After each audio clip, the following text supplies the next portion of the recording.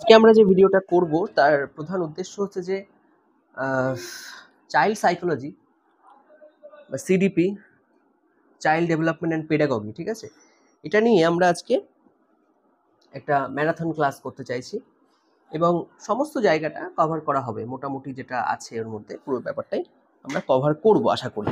একটু সময় লাগবে, ভিডিওটা বড় হতে পারে, তো সবাইকে বলবো যে এটাকে একটু ধৈর্য সহকারে দেখার। তো প্রথমে একটা আছে হচ্ছে school of psychology. School of psychology, সাইকোলজির না অনেকগুলো স্কুল আছে। যেমন প্রথমে যেটাকে বলা হয় সেটাকে বলা হচ্ছে গঠনবাদ, বাংলায় বলে গঠনবাদ, আর এটা ইংলিশে বলে হচ্ছে, এটাকে বলে স্ট্রাকচারালিজম। স্ট্রাকচারালিজম ব্যাপারটা কেমন? এবং স্ট্রাকচারালিজম মানে হচ্ছে স্ট্রাকচার। স্ট্রাকচার কেমন হয় আমি পুরোটা লিখলাম না।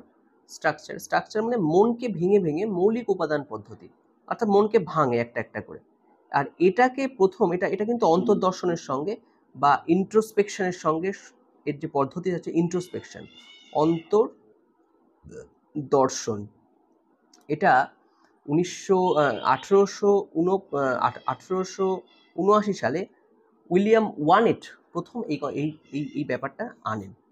তাহলে এক নম্বর হচ্ছে গঠনবাদ বা স্ট্রাকচারালিজম, যেটা অন্তর্দর্শন যার পদ্ধতি, এবং 1879 সালে উইলিয়াম ডব্লিউ উন্ড এটি প্রথম প্রবর্তন করেন। ঠিক আছে, এটা পরীক্ষায় প্রশ্ন আসতে পারে, হয়তো কঠিন প্রশ্ন হলে আসতে পারে যে উইলিয়াম উন্ড কিসের সঙ্গে যুক্ত, স্ট্রাকচারালিজম দিয়ে দিল, ফাংশনালিজম দিয়ে দিল। ঠিক আছে, এরপরে আসি এবার ফাংশনালিজম বা কার্যবাদ। এটার নাম আমরা শুনেছি, কার্যবাদ। কার্যবাদ বা ফাংশনালিজম,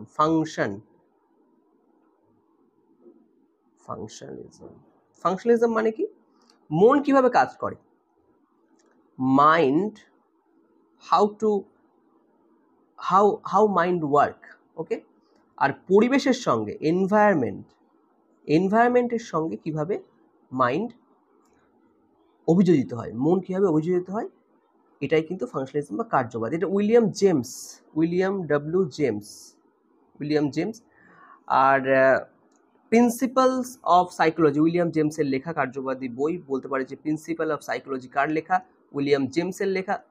ফাংশনালিজম বা কার্যবাদ, মন কিভাবে কাজ করে তার উপরে এরা কাজ করে। এরপরে আসছি মনোসমীক্ষণ কি? সাইকোঅ্যানালাইসিস সিগমন্ড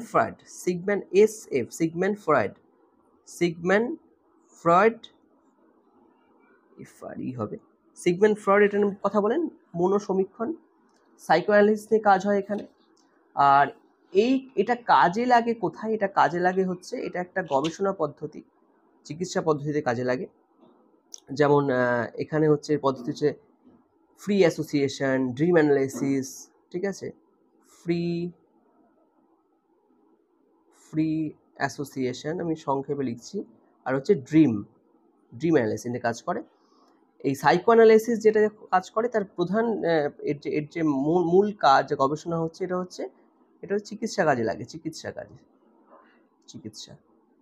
কাজে লাগে, মানুষের আচরণ, মানসিক নিয়ন্ত্রণ, সাইকোলজিক্যাল ব্যাপার। এবার এটা সিগমন্ড ফ্রয়েড,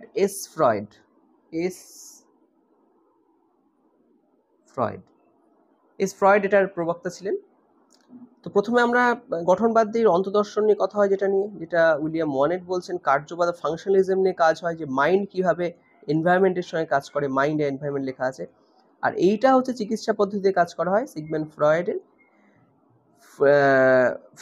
ফ্রি অ্যাসোসিয়েশনের মাধ্যমে, ড্রিম অ্যানালাইসিসের মাধ্যমে এরা কাজকর্ম করা হয়। 4 নম্বর কি আসছে? আচরণবাদ বা বিহেভিয়ারিজম। আচরণবাদ, এটা সম্পর্কে আমরা জানি, আগে অনেকবার পড়েছি। আচরণবাদ ব্যাপারটা কি? আচরণবাদ যেমন এখানে হচ্ছে বিহেভিয়ার, দেখে বিহেভিয়ার মানে বোঝা যাচ্ছে যে বিহেভিয়ারিজম মানে কি? এখানে জন বি ওয়াটসন এর প্রবক্তা ছিলেন। সাইকোলজি অ্যাজ এ বিহেভিয়ারিস্টিক্স ভিউস, জন লকের কথা এটা, জে লক। এখানে মনকে দেখা হয় না, এখানে মনকে দেখা যায় না, যেহেতু মনকে আমরা দেখা যায় না, সেই জন্য মনোবিজ্ঞান কেবল অবজারভেবল বিহেভিয়ার, আচরণবাদের একটা পার্ট হচ্ছে অবজারভেবল, যেটা আমরা দেখছি, অবজারভেবল, যেটা দেখা যায় বিহেভিয়ার, অবজারভেবল বিহেভিয়ারের উপর কাজ করে, অর্থাৎ দৃশ্যমান আচরণ। এই যে জন লকের বিখ্যাত উক্তি, মানুষ জন্মায় একদম ফাঁকা স্লেটের মতো করে, তারপরে মানুষের মধ্যে সমস্ত কিছু ইনপুট হয় প্রকৃতি থেকে। এর এর যে মূল কথা যে স্টিমুলাস অ্যান্ড রেসপন্স, স্টিমুলাস হলো আর রেসপন্স হলো, এই কথাটা কে বলে? এসআর বন্ড বলে। আমরা পরীক্ষা আসতে পারি যে এসআর বন্ড কে বলেছেন। এসআর বন্ড এটা বলেছেন যে B F Skinner, Thorndike, B F Skinner আর থর্নডাইক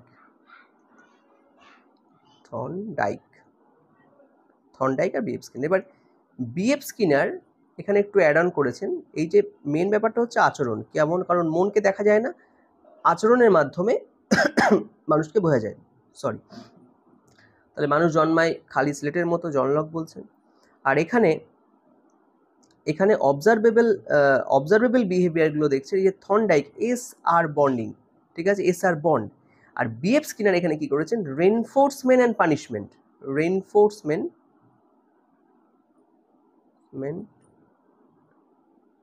অ্যান্ড পানিশমেন্ট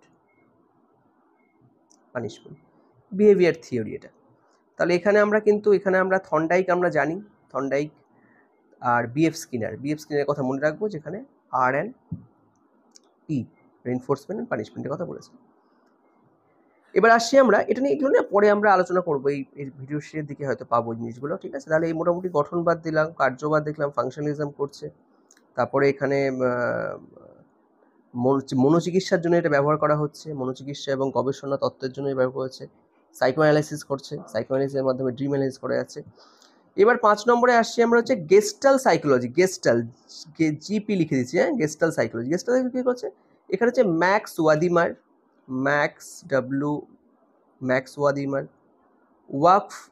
ওয়াফম কোহলার, কফকা, এরা এর মূল ধারণা দিয়েছে। এর কথা হচ্ছে the whole is different from the sum of its parts, জিনিসগুলো অংশে নয় বরং সম্পূর্ণ, জিনিসগুলোকে অংশ হয়ে দেখতে হবে না। মানে ধরো একটা গাড়ি দেখছি আমরা, গাড়ির একটা আলাদা পার্টস আমরা দেখবো না, আমরা দেখবো যে গাড়িটা whole as a car, not কি এটা এর হুইল আছে, যেটা এর উইন্ডো আছে, এর গ্লাস আছে, এরকম না। এই পার্টে না দেখে অ্যাজ এ হোল আমরা দেখব। এটা হচ্ছে গেস্টাল। এর হচ্ছে ওয়াদিমার, কোহলার, কফকা, এরা হচ্ছে এর সমর্থক। এরপরে আসছি 6 নম্বরে, এক পৃষ্ঠার মধ্যে আশা করি ধরানোর চেষ্টা করব। 6 নম্বরে আসছি যেটা, এটা হচ্ছে বলছে হিউম্যানিস্টিক সাইকোলজি হচ্ছে মাসলো, আব্রাহাম মাসলো বলেছিলেন হিউম্যানিস্টিক সাইকোলজি। এটাও কি? এটা হচ্ছে মানুষের আচরণ নিয়ন্ত্রণ হয় ফ্রি উইল দ্বারা, ফ্রি উইল দ্বারা মানুষের আচরণ নিয়ন্ত্রিত হয়। ফ্রি উইল কি করে? আচরণ নিয়ন্ত্রণ করে, বিহেভিয়ার নিয়ন্ত্রণ করে, অর্থাৎ মানুষকে ফ্রি দিতে হবে। কার্ল রজার্স, আব্রাহাম মাসলো এর সমর্থক, কার্ল রজার সমর্থক। আসলে এই সাইকোলজিতে ডিফারেন্ট স্কুল আছে, স্কুল অফ সাইকোলজি আমরা দেখছি। এবার আমরা আসছি হচ্ছে 9 নম্বরে, যেটা খুব গুরুত্বপূর্ণ, আমরা এখানে লিখছি 9 নম্বর, সেটা হচ্ছে যে কনস্ট্রাকটিজম বা গঠনমূলক বা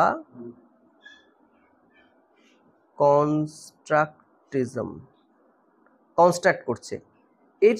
এটার কে সমর্থক? এটা আমরা পরে থিওরিতে পড়ব। জিন পিয়াজে আর কে? ল্যাভ ভাইগাটাস্কি।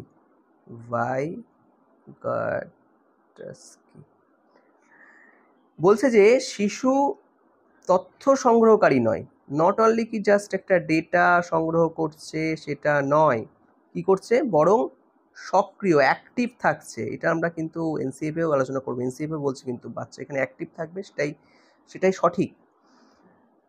সক্রিয় জ্ঞান নির্মাতা, অ্যাক্টিভ জ্ঞান নির্মাতা, অ্যাক্টিভ, এবং সামাজিক প্রেক্ষাপটে সোশ্যালি দেখা যায় যে সোশ্যালি সমস্যা সমাধানে এবং অন্বেষণের মাধ্যমে, সমস্যা সমাধান আর অন্বেষণ, এই দুটো কাজের মাধ্যমে কিন্তু বাচ্চা শেখে।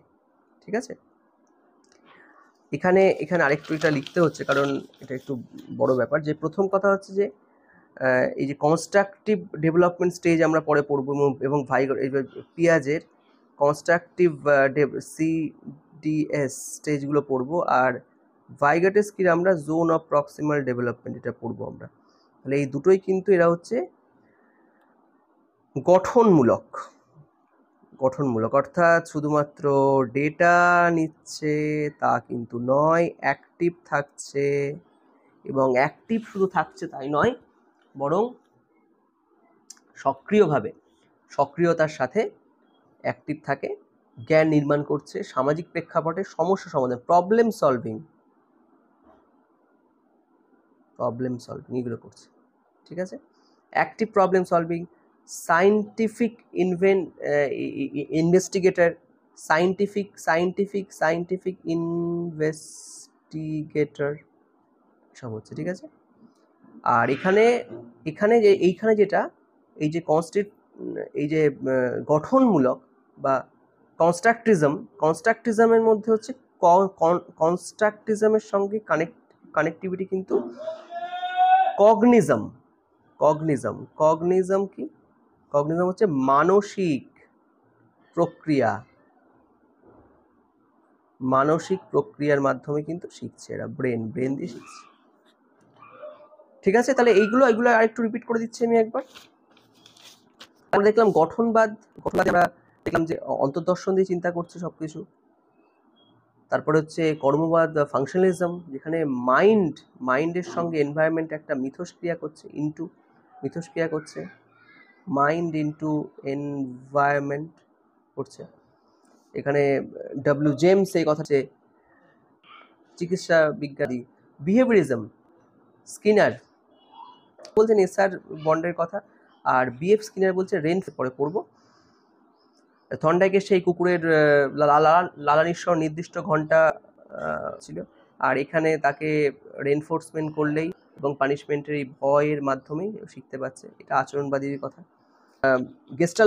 গেস্টাল অন্তর্দর্শনের কথা বলছে যে পার্টে চিন্তা, এখানে অনেকেই আছেন এখানে, ম্যাক্স ওয়েদিমার, কোহলার, কফকা। ঠিক আছে, সামগ্রিকভাবে অ্যাজ এ হোল হিসেবে চিন্তা করতে হবে। তারপরে আসছে হিউম্যানিটেরিয়ান সাইকোলজি, আব্রাহাম ম্যাসলোর মানুষের আচরণ নিয়ন্ত্রণে ফ্রি উইল দ্বারা। এখানে ফ্রি উইলের সঙ্গে কানেক্টেড কি আছে? হিউম্যানিটেরিয়ান বা হিউম্যানিস্টিক সাইকোলজি। এবং তারপরে সব থেকে গুরুত্বপূর্ণ যেটা হচ্ছে যে গঠনমূলক মনোবাদ, যার কট্টর মৌলবাদ বলতে পারেন, মৌলবাদী এটাকে বিশ্বাস করেন এবং এটাকে কাজও দেখাচ্ছে জিন পিয়াজেট, ভাইগাটেস্কি। এবং এখানে বলছে না শুধুমাত্র তথ্য সংরক্ষণ না, বরং সেটাকে কানেক্ট করছে, অ্যাক্টিভ থাকছে এবং তার মাধ্যমেই শিখছে, সমস্যা সমাধানের চেষ্টা করছে। আর পিয়াজেটের যে ডেভেলপমেন্ট স্টেজগুলো আমরা পড়বো, এখানে 4টে ডেভেলপমেন্ট স্টেজ আছে, আর এখানে জেড পিরিয়ডে পরে আমরা আলোচনা করব। তো এই গেল মোটামুটি স্কুল অফ সাইকোলজি। ঠিক আছে, খুব ইজি। আমাদের মেন যেটা কাজে লাগবে সেটা হচ্ছে গঠনমূলক মনোবিজ্ঞান বেশি কাজে লাগবে, আর গেস্টালবাদ কাজে লাগবে। ঠিক আছে, এবার আসি আমরা পরের চ্যাপ্টার, বৃদ্ধি ও বিকাশ। এই ব্যাপারটা বৃদ্ধি ও বিকাশ খুব ছোট একটা চ্যাপ্টার, এখান থেকে ছোট ছোট প্রশ্ন আসে। তো প্রথমে বৃদ্ধি হচ্ছে যে পরিমাণগত পরিবর্তন, এরকম ছিল, এই বেড়ে যাচ্ছে, এটা মোটা হয়ে গেল বাচ্চাটা। এনিওয়ে, পরিমাণগত, এবং এটা কিন্তু দৈহিক পরিবর্তন, মৃত্যু পর্যন্ত চলে না। আর জৈবিক এবং স্বয়ংক্রিয়, কিছু করতে হয় না। লম্বা হতে গেলে অটোমেটিক লম্বা হয় মানুষ, পেশিগুলো শক্ত হওয়া শুরু করে। ঠিক আছে, আর এটা চলে কতদিন ধরে? 2 উইকস থেকে 20 ইয়ার্স পর্যন্ত। এবং এটা কিন্তু পরিমাপ করা যায়, মাপা যায়, কত লম্বা হলো, কত ওয়েট হলো। আর বিকাশ, বিকাশ বিকাশ হচ্ছে সবকিছু। এটা হচ্ছে শারীরিক, ফিজিক্যাল, মেন্টাল, মানসিক, সোশ্যাল, সামাজিক, ইমোশনাল, এই সমস্ত যে বিকাশ, যাতে এর ফলে কি হয়, ব্যক্তিগত পরিবর্তন, ইন্ডিভিজুয়াল ডিফারেন্স, ইন্ডিভিজুয়াল ডিফারেন্স দেখা যায়। আর এটা লাইফ লং প্রসেস, ঠিক আছে, রিভার্স হয় না, ঠিক আছে, এটা কিন্তু পেছন দিকে আসে না, এবং এটা একটি ধারাবাহিক প্রক্রিয়া, শৃঙ্খলিত, অনুমানযোগ্য, কখনো থেমে যায় না, গুণগত, এটা কিন্তু হয় গুণ প্লাস পরিমাণ, এই দুটোর ক্ষেত্রেই হয় এটা, গুণগত পরিমাণগত, ঠিক আছে। আর এখানে স্ট্রাকচার্ড এবং ফাংশনাল দুটো কাজই করে এখানে। বৃদ্ধি, দেহের বৃদ্ধি, 20 বছর বয়সে থেমে যাচ্ছে। আর বিকাশ হচ্ছে আমাদের, বিকাশ হচ্ছে লাইফ লং প্রসেস, আর সব কিছু এখানে ফিজিক্যাল, মেন্টাল, সোশ্যাল, ইমোশনাল সমস্ত রকম, এবং নো রিভার্সেবিলিটি দেখা যায় না, কোনো মানে ওয়ান ওয়ে ট্রাফিকের মতো পেছন দিকে ফিরবে না, বিকাশ পেছন দিকে ফিরতে পারে না। আচ্ছা, এবার এখানে এই যেটা বললাম যে ডেভেলপমেন্টের কথাটা এখানে বলে দিলাম যে এতগুলো বিকাশ হচ্ছে। এবার দৈহিক বিকাশের ক্ষেত্রে দুরকম হয়।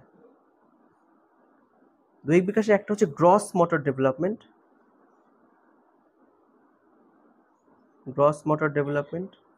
আর ফাইন মোটর ডেভেলপমেন্ট। আমাদের প্রাইমারির বইতেও দেখবেন ফাইন মোটর ডেভেলপমেন্টের উপরে ছবি আঁকা টাকা ইত্যাদি আছে। গ্রস মোটর মানে হচ্ছে বড়, হাত পা বড় হচ্ছে, ঠিক আছে। আর ফাইন মোটর সূক্ষ্ম কাজ, আঙুল।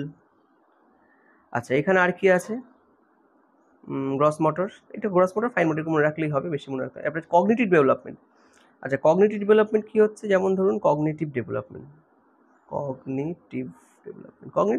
কি হয়, তার চিন্তা ভাবনা, স্মৃতি, ঠিক আছে, এইগুলো বাড়বে, কল্পনা, এইগুলো।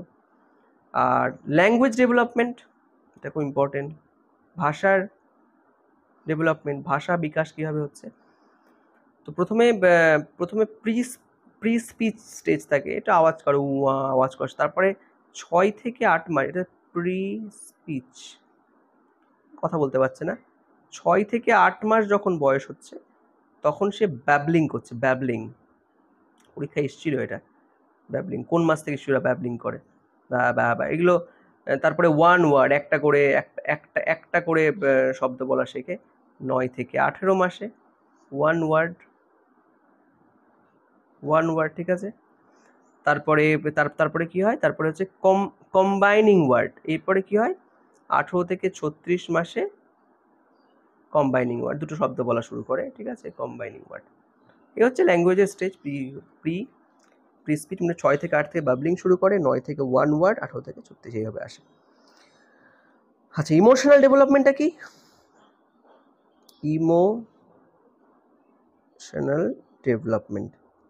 ইমোশনাল ডেভেলপমেন্ট হচ্ছে চিনতে শেখা, রিকগনাইজ করতে, যেটা বাবা, এটা মা, প্রকাশ এবং এক্সপ্রেস করবে, এটা এই আপনার শিশুরা দেখলে চিনতে পারবে, চেনা মানুষ, এবং নিয়ন্ত্রণ।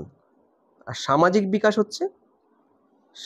বিকাশ, সোশ্যাল ডেভেলপমেন্ট, এটা হচ্ছে নৈতিক বিকাশের সঙ্গে কানেক্টেড, নৈতিক বিকাশ সঙ্গে সামাজিক বিকাশ। মোটামুটি তাহলে দেখলাম এখানে বৃদ্ধি, নর্মালি ওয়েট বেড়ে যাচ্ছে, মেনলি ওয়েট পরিমাণগত বৃদ্ধি দেখতে পাচ্ছি আমরা, 2 থেকে 20 বছর পর্যন্ত হয়। আর এখানে হচ্ছে বিকাশ যেটা হয় সেটা লাইফ লং প্রসেস চলে, রিভার্সেবিলিটি হয় না, ফিজিক্যাল, মেন্টাল, সোশ্যাল, ইমোশনাল হয়, গুণ এবং পরিমাণ দুটোই হয়, দুটো হয় গ্রস মোটর আর ফাইন মোটর, দুরকম এর ডেভেলপমেন্ট হয়, ঠিক আছে। এখানে এখানে আরেকটা জিনিস বাদ দিয়ে গেলাম মনে হচ্ছে, বিকাশ আরেকটা দুটো ব্যাপার আছে, একটা হচ্ছে প্রক্সিমোডাটাল, আর একটা হচ্ছে কেন্দ্র থেকে পরিধির দিকে, একটা হচ্ছে প্রক্সিমোটাস্টাল আর হচ্ছে সেফালো সেফালো সেফালো মানে হচ্ছে head to toe, head to toe, মাথা থেকে পায়ের দিকে বিকাশ। আর প্রক্সিমেটাল স্পাইন, দেখো স্পাইন প্রথমে কি স্পাইন তৈরি হলো, স্পাইন থেকে চারপাশে বিকাশ শুরু হলো, সাইডে বাড়ছে এটা, ঠিক আছে, কেন্দ্র থেকে পরিধি, কেন্দ্র থেকে পরিধি।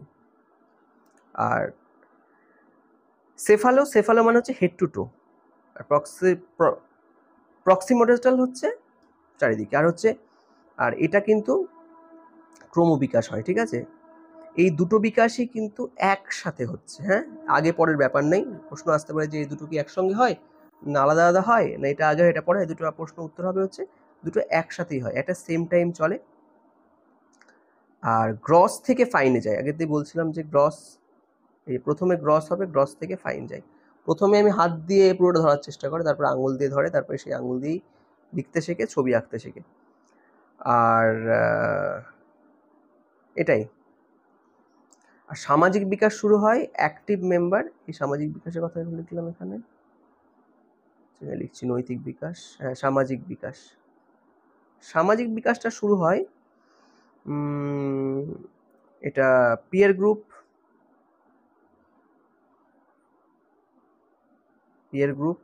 আর এটা অ্যাডোলেসেন্সে শুরু হয়, বয়ঃসন্ধিকালে, ঝড়ঝঞ্ঝার সময় বলা হয় সময়কালটাকে। আচ্ছা, সবচেয়ে বেশি কোন সময় বিকাশ হয়? ইনফ্যান্সি অ্যান্ড আর্লি চাইল্ডহুড, সবচেয়ে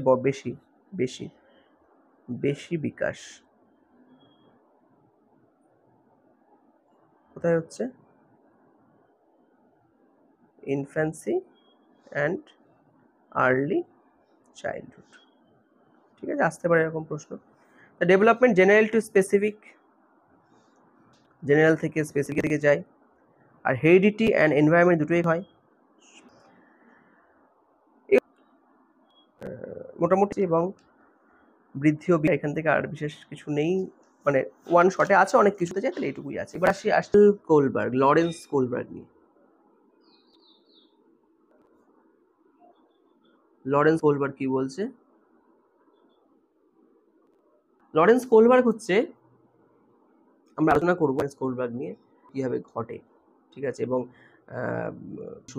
জীবনব্যাপী প্রজ্ঞা, সমাজের সঙ্গে মিথস্ক্রিয়া করে কোনটা ভালো খারাপ বলছে। তিনি অনেক কনভেনশনাল স্টেজ, প্রি স্টেজ, এটার বয়স হচ্ছে করে দেখাচ্ছে। একটা হচ্ছে ওবিডিয়েন্স অ্যান্ড ওবিডিয়েন্স, আর একটা হচ্ছে পরের পাটা হচ্ছে এটা এটা এটা এটা ছোটবেলাটা কি হয় দেখবেন, ভালো খারাপ করার বিচার তার কাছে। আর ইন্ডিভিজুয়ালিজম অ্যান্ড এক্সচেঞ্জ, খেলনা দাও, টয়, সরি, চারপরে স্টেজটা কি হচ্ছে? কনভেনশনাল স্টেজ, এখানে আবার দুটো ভাগ, কি ভাগ? এটা এ লিখলাম, এন্ড পানিশমেন্ট। নাম্বার 3 হচ্ছে, তাহলে আমি যদি সাহায্য করি কিশোর এবং প্রাপ্তবয়স্কদের ক্ষেত্রে দেখা যায়, আরো আমরা করছি এটা, যে সমাজ আর সম্পর্ক। আর একটা এর পরের যে পার্টটা আসে, maintaining social order, law and order, নিয়ম শৃঙ্খলা, ভালো বলবে এখানে হচ্ছে অ্যাকচুয়াল। আর একটু অ্যাডভান্স লেভেলে অ্যাডাল্টদের মধ্যে দেখা যায় এটা স্টেজ। বারবার কোলবার্গের এটা আমরা পড়ছি, সোশ্যাল কন্ট্রাক্ট আর ইন্ডিভিজুয়াল, কিন্তু তার সঙ্গে তার রাইটস, ইন্ডিভিজুয়াল রাইটটা মানছি, কিন্তু আইনটা আমার জন্য। আর নাম্বার 6, এখানে সবাই পড়তে পারে না, প্রিন্সিপাল, ঠিক আছে, তো এই স্টেজে সবাই পৌঁছাতে পারে না, পারেন। Post conventional rights, ethical structure, social structure. 6 নম্বর হচ্ছে প্রিন্সিপাল, না এখানে নেতাজি, ঠিক আছে, হয়ে গেল এটা। লরেন্স কোলবার্গ, এটা এইটুকু মনে রাখলে হবে, এখান থেকে হ্যাঁ কনভেনশনাল দিয়ে দেবে, প্রি কনভেনশনাল, চাপ নেওয়ার কিছু নেই। 4 থেকে 10 এটা অ্যাডোলেসেন্ট পিরিয়ড হচ্ছে, এটা অ্যাডাল্ট। কোলবার্গের নিয়ে এখানে লেভেল 1 ঠিক আছে, সম্পর্ক, সিঙ্গল মান্থ, সমাজ চুক্তি ও ঠিক আছে, হচ্ছে ব্যাপার। বাচ্চা ভয় পায় শাস্তির জন্য, সে অত ভালো খারাপ পরে, তারপরের যে পার্টটা একটু যখন বড় হয় তখন এই তুমি আমার খেলনা ভাঙলে আমি তোমার খেলনা ভাঙবো, ঠিক আছে, তুমি খাবার দিলে, ভালো ছেলে ভালো মেয়ে, ঠিক আছে, যে আমাকে আর এরপরে যেটা আসে সেটাখানে হচ্ছে যে আমি ল অ্যান্ড অর্ডার মেনে চলি, ঠিক আছে। তাহলে হচ্ছে একদম সামাজিক চুক্তি, সোশ্যাল একটা কন্ট্রাক্ট থাকে এবং ইন্ডিভিজুয়াল রাইটসও থাকে এখানে, ঠিক আছে। আমার রাইটটাও আমি দেখবো এখানে, এবং আমাদের মহাপুরুষ, ঠিক আছে, মহাপুরুষ মনে রাখলেই হবে। এবারে আসবো আমরা করছিলাম আমরা এই যে এই জায়গা, এটাকে বলা হচ্ছে গঠনমূলক। গঠনমূলকের মধ্যে পিঁয়াজের কোলবার্গ আমরা অলরেডি পড়লাম যে এটা সামাজিকতার মাধ্যমে কি করে বাচ্চারা তার ডেভেলপ হচ্ছে বা অ্যাডাল্ট ডেভেলপ হচ্ছে জানলাম। এবার আমরা পিঁয়াজের সম্পর্কে আসি। প্রথমে আছে স্কিমা কথাটা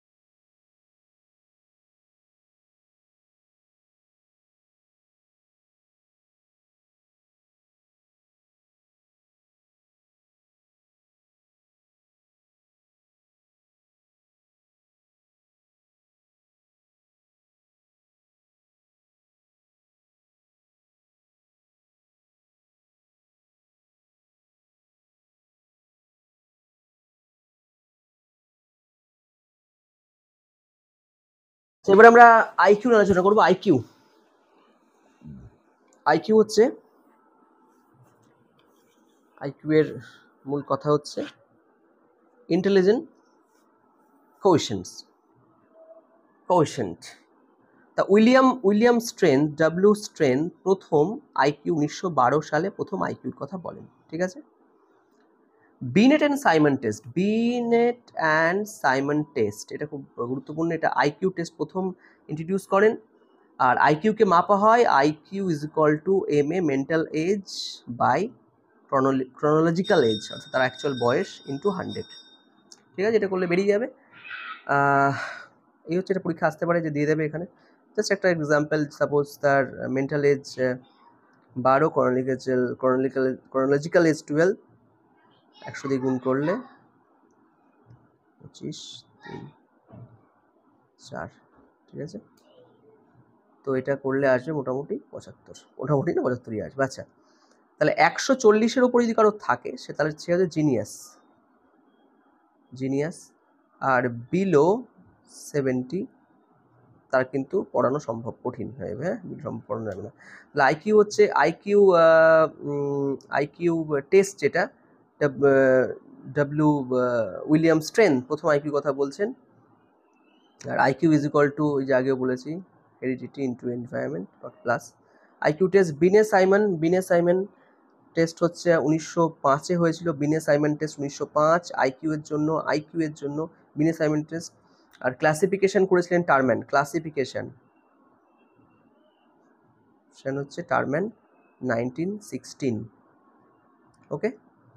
আর উইসলার টেস্ট 1939, ঠিক আছে। এই গেল। এবার আসি আমরা যে লার্নিং, মিনিং অ্যান্ড, আচ্ছা আইকিউ নিয়ে কিছু না, এই সূত্রটা আছে।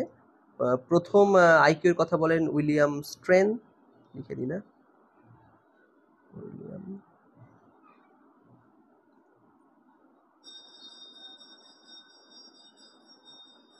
উইলিয়াম স্ট্রেন, ঠিক আছে। আর বিনে অ্যান্ড সাইমন টেস্ট 140 প্লাস হচ্ছে জিনিয়াস আইকিউ, ঠিক আছে। আর হচ্ছে এখানে ক্লাসিফিকেশন করেছিলেন হচ্ছে ফার্স্ট ক্লাসিফিকেশন করেছিলেন টারম্যান,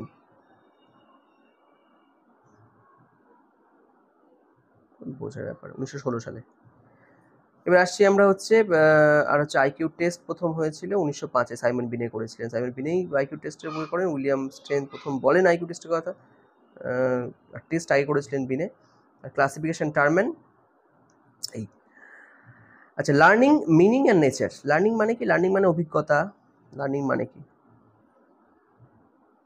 লার্নিং মানে ইজ ইকুয়াল টু অভিজ্ঞতা, এক্সপিরিয়েন্স, এক্সারসাইজ, অনুশীলন, এনভায়রনমেন্টের সঙ্গে সম্পর্ক, ঠিক আছে, ট্রিপলি হয়ে গেল। এবং এটার মাধ্যমে কি হবে? আচরণের স্থায়ী পরিবর্তন, অর্থাৎ behaviour change. Tripoli is equal two be change, behaviour change. তো এর জন্য কি করতে হবে? অ্যাক্টিভিটি করানো যেতে পারে, গোল ওরিয়েন্টেড থাকবে, নির্দিষ্ট গোল, কোথায় কি শিখছি, সোশ্যাল প্রসেস থাকবে, আর বিহেভিয়ারকে মাথায় রাখা হবে। এখানে একজনের নাম ছিল প্যাভলভ। প্যাভলভের কথা বলছিলাম না, প্যাভলভ হচ্ছে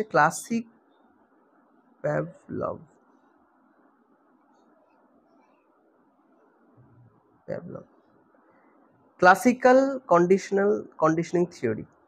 এবং এটা কি হচ্ছে? এটা হচ্ছে ন্যাচারাল স্টিমুলাস ব্যবহার করে, ওই কুকুরের উদাহরণটা, কুকুর লালা, প্যাভলভ, কুকুর লালা, ঠিক আছে। তো এখানে কুকুরকে একটা নির্দিষ্ট সময় খাবার দেওয়া হতো এবং ঘন্টা বাজানো হতো। এক সময় দেখা যাচ্ছে ঘন্টা বাজতে বাজতে খাবার দেওয়া না হলেও এই লালাটা পড়ছে, ঠিক আছে। এটা প্যাভলভের থিওরি। আচ্ছা, স্কিনার অপারেন্ট কন্ডিশনিং থিওরি, স্কিনারের ইম্পর্টেন্ট, এটা স্কিনার অপারেন্ট কন্ডিশনিং থিওরি। ব্যাপারটা কেমন, কোনো আচরণের নির্দিষ্ট আচরণের পর যদি ইতিবাচক ফল বা পুরস্কার বা প্রশংসা করা হয় তাহলে সে আচরণ পুনরাবৃত্ত হয়।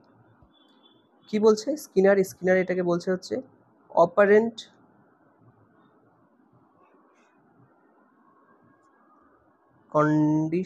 কন্ডিশনিং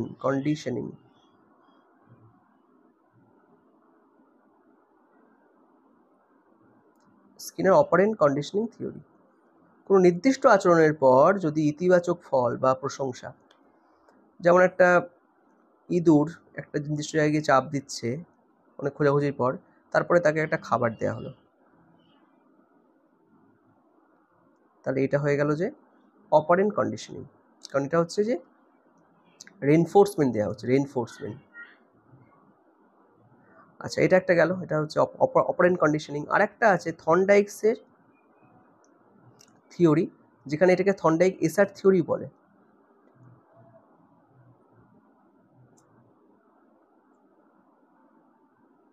থর্নডাইকের এসার থিওরি, সেটা কি কাজ করছে, stimulus response, S for stimulus, R for response. আচ্ছা, কি হচ্ছে, প্রথমে কি হচ্ছে, ল অফ রেডিনেস, প্রস্তুতি হচ্ছে।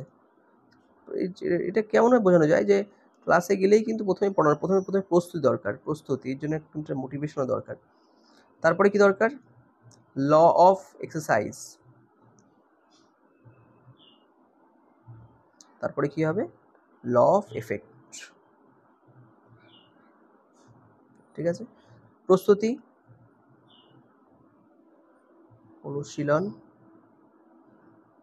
এবং ফলাফল, প্রস্তুতি, অনুশীলন, ফলাফল। ঠিক আছে, তাহলে এখানে 3-4 রকম পাওয়া গেল। একটা হচ্ছে প্যাভলভের হচ্ছে এটা ক্লাসিক্যাল কন্ডিশনিং থিওরি, তারপরে পাওয়া গেল স্কিনারের অপারেন্ট কন্ডিশনিং থিওরি, যেখানে কোন নির্দিষ্ট আচরণের পর ভালো আচরণের জন্য ভালো, খারাপের জন্য খারাপ, তাকে রেনফোর্স করা হচ্ছে, সেখানেও এটা কিন্তু এটাকে বলছে যে কন্ডিশনিং থিওরি। অপারেন্ট একটা কন্ডিশন থাকছে, কন্ডিশন, যে একটা কন্ডিশন দিয়ে কাজটা করানো হচ্ছে। থর্নডাইকের এসার হচ্ছে যে প্রথমে প্রস্তুতি থাকতে হবে, ল অফ প্রথমে প্রস্তুত করলাম, তারপর অনুশীলন, তারপরে ফলাফল। ঠিক আছে, এই হচ্ছে ব্যাপার। গেস্টাল হচ্ছে সমগ্রবাদ, গেস্টাল থিওরি, সমগ্রবাদ, ইনসাইটফুল লার্নিং, ওই সমগ্রভাবে একটা গাড়িকে পুরো সামগ্রিকভাবে চিন্তা করা, ইনসাইট লার্নিং। ঠিক আছে, এবার আসছি আমরা ভাইগাটস্কি,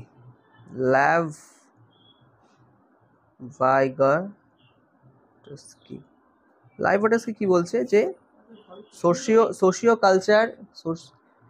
কালচার অ্যাপ্রোচ, এখানে কি জেডপিডির কথা বলছিলাম আমরা, যে এই যে এখানে আমি রয়েছি, একটা শিশুর এই পর্যন্ত তার ক্ষমতা আছে, আমি একটু থেকে হেল্প করে তাকে আরেকটু ওপরে নিয়ে গেলাম। বিতে পৌঁছানো যাবে না, বিতে এমন একটা জায়গা যেখানে তার ক্ষমতার বাইরে। এখানে উনি গ্রুপ লার্নিংয়ের কথা বলছেন, সোশ্যাল ইন্টারাকশনের কথা বলছেন। ঠিক আছে, প্রাইভেট স্পিচ কথা বলছে, প্রাইভেট স্পিচ, এখানে স্পিচের 3টে পার্ট আছে আবার। একটা হচ্ছে সোশ্যাল স্পিচ, যেটা 2 বছর বয়সে হয়। তারপরে যে প্রাইভেট স্পিচ হচ্ছে নিজের বন্ধুদের সঙ্গে কথা বলা। আর 3 নম্বর হচ্ছে সাইলেন্ট স্পিচটা হচ্ছে পরবর্তীকালে 7 ক্লাসে দরকার হয়। Social, private and silent speech. তো এখানে ভাইগাটস্কির যে collaboration projects, cooperation, socio cultural connectivity, peer grouping, tutoring, assistive learning, Kohlberg moral, আর কোলবার্গস, এরপর আছে মোরাল ডেভেলপমেন্ট। তো অলরেডি বলে দিয়েছি যে তার 6টা স্তর হয়, 3টে মেন স্তর, তার দুটো করে সাবসেকশন থাকে। তো ভাইগাটস্কির জেডপিডি লাভ ভাইগাটসের সঙ্গে কানেক্টেড। তো মোটামুটি এটাই গেল। আচ্ছা, ব্লুম ট্যাক্সোনমিটা বাদ চলে গেছে, এটা আলোচনা করেছি। আচ্ছা, কোলবার্গ নিয়ে তো বলে দিয়েছি আগে, আর বলছি না। আচ্ছা, এবার হচ্ছে যে ইনক্লুসিভ এডুকেশন। ইনক্লুসিভ এডুকেশনটা কী জিনিস? ইনক্লুসিভ আসলে সবাইকে একসঙ্গে ক্লাসরুমে রেখে পড়াতে হবে। সেখানে যদি বিশেষভাবে শিক্ষা নিতে সমর্থ এরকম শিশু হয় এরকম, বা বিভিন্ন রকম যদি প্রবলেম ঠিক বলি, যে পড়তে অসুবিধা, ডিসলেক্সিয়া, অঙ্ক করতে অসুবিধা, ডিসগ্রাফিয়া, এদের তো একসঙ্গে বসাতে হবে এদেরকে। ওকে, তো এখানে যেটা বলছে যে ইনক্লুসিভ মানে একসঙ্গে করা, যেখানে বাচ্চা অ্যাক্টিভ থাকবে, বাচ্চা কানেক্টেড থাকবে, এগুলো। আর এখানে দু একটা যে ব্যাপার হচ্ছে যে একটা হচ্ছে শব্দ, এটা আমরা বিয়ের উচ্চারণের সময় পড়বো, যখন আমরা সিডিপি ইংরেজি আর বাংলার সিডিপি করবো তখন পড়বো। আচ্ছা, ইনক্লুসিভ এটা গেল। আর ইনক্লুসিভ এডুকেশনে কিন্তু বাচ্চাকে সবসময় সব একসঙ্গে বসাতে হবে, কোনো মানে ভেদাভেদ করা যাবে না, ঠিক আছে? আচ্ছা, সিআরটি মানে জানা আছে? সিআরটি হচ্ছে নম, এটা হচ্ছে একটা রেফারেন্স টেস্ট, যেমন সিটেট বা টেটে পাস করতে গেলে 60% দরকার, কোনো মেরিট লিস্ট হয় না। আর একটা নর্ম রেফারেন্স টেস্ট, নর্ম মানে এটা মেরিট অনুযায়ী, যার হাই স্কোর হবে সে উপরে থাকবে, ঠিক আছে, র্যাঙ্কিং হবে। আচ্ছা, ব্লুম টেক্সোনমিটা একটু পড়িয়ে দিই। ব্লুম টেক্সোনমি আর নতুন যে এনপিতে কী কী চেঞ্জেস এসছে সেগুলো অল্প করে। আচ্ছা, ব্লুম টেক্সোনমি, বেঞ্জামিন ব্লুম টেক্সোনমিতে উনি হচ্ছে বেসিক্যালি দেখিয়েছেন একটা জিনিস, সেটা হচ্ছে যে কীভাবে চিন্তাভাবনা করে। দুরকম থিঙ্কিং হয়, একটা হচ্ছে হটস আর একটা হচ্ছে লটস। সেটা কি জিনিস হট আর লটস বোঝাচ্ছি। তাহলে সব থেকে নিচে হচ্ছে নলেজ, একটা বাচ্চা নলেজ পেলো, তারপরে সেটার অ্যাপ্লাই করলো, সেটাকে কম্প্রিহেনশন করলো, মানে ব্যাপারটা বুঝলো, কম্প্রিহেনশন, তারপরে তার অ্যাপ্লিকেশন করলো, তারপরে অ্যানালিসিস করলো, তারপর সিনথেসিস করলো, তারপর ইভ্যালুয়েশন করলো। এই ছিল আগে, এটা 1956-এ ছিল এরকম, ঠিক আছে? তারপরে চেঞ্জ হলো এটা ওখান থেকে, মানে আগে নাউন ছিল, তারপরে ভার্ব হয়ে গেল, ভার্ব ফর্মে চলে গেল।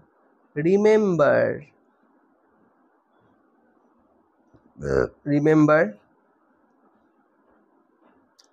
তারপরে আন্ডারস্ট্যান্ডিং,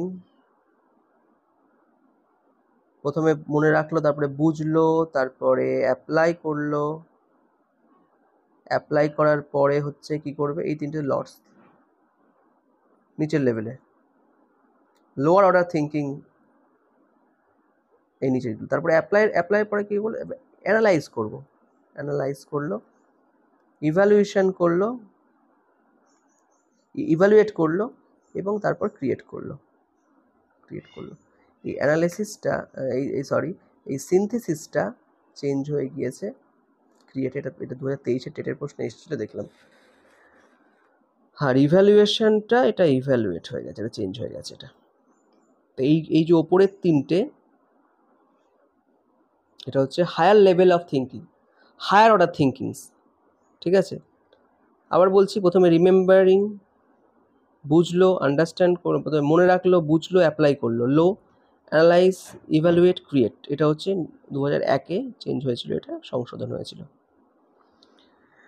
এই গেল। আর আচ্ছা, থর্নডাইকের তো বলেছি, trial and error method. Thorndike নিয়ে তো আলোচনা করেছি। ট্রায়াল অ্যান্ড এরর মেথড হচ্ছে থর্নডাইকের, ট্রায়াল অ্যান্ড এরর, থর্নডাইক, ঠিক আছে? আচ্ছা, এখানে তিনটে তো পড়লামই, এখানে তিনটে লেভেল থাকে থর্নডাইকের। গেল এই যে থর্নডাইকস